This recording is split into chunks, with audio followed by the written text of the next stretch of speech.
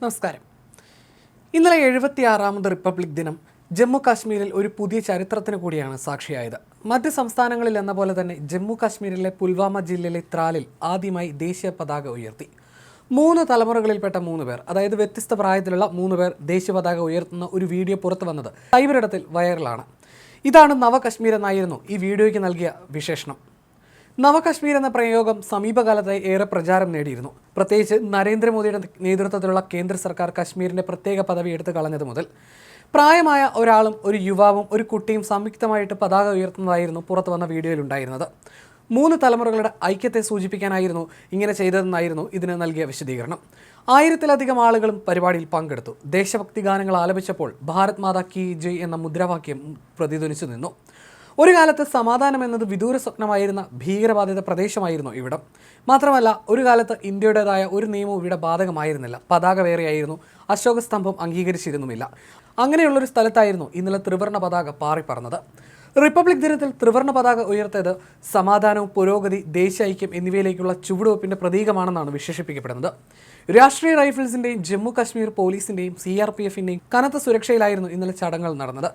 2019 ഫെബ്രുവരിയിൽ 40 CRPF സൈനികർ കൊല്ലപ്പെട്ട ഭീകരാക്രമണം നടന്ന സ്ഥലമാണ് പുൽവാമ എന്നതിൻ്റെ പശ്ചാത്തലത്തിലും ഇത് പ്രാധാന്യം അർഹിക്കുന്നുണ്ട്.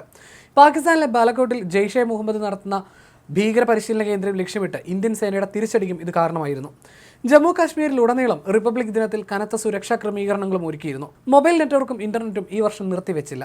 2005-ലെ സ്വാതന്ത്ര്യദിന ചടങ്ങ് വേദിക്ക് പുറത്ത് മൊബൈൽ ഫോൺ ഉപയോഗിച്ചുണ്ടായ IED സ്ഫോടനത്തിന് ശേഷം എല്ലാ വർഷവും മൊബൈൽ ഇന്റർനെറ്റ് താൽക്കാലികമായി നിർത്തിവെക്കുന്നത് സുരക്ഷയുടെ ഭാഗമായി ചെയ്തു വന്നിരുന്നു.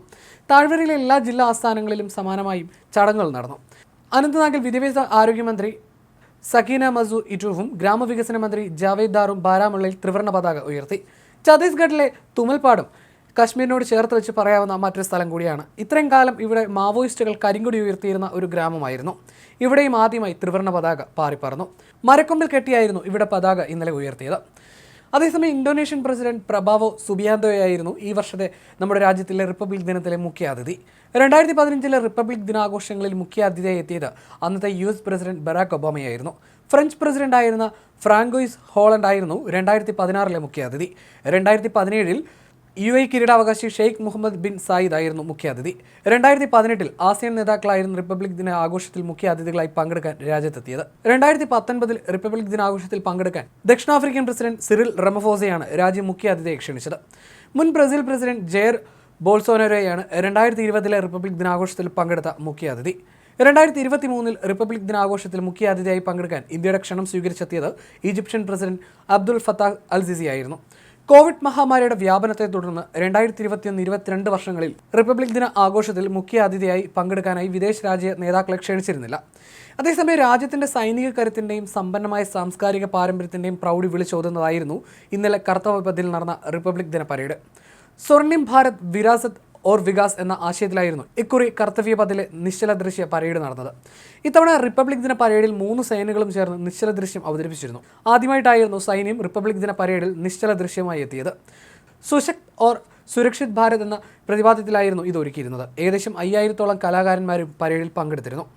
ഇത്രയും അധികം കലാകാരന്മാർ പങ്കെടുക്കുന്ന പരേഡും ആദ്യമായിട്ടായിരുന്നു സംഘടിപ്പിച്ചത്.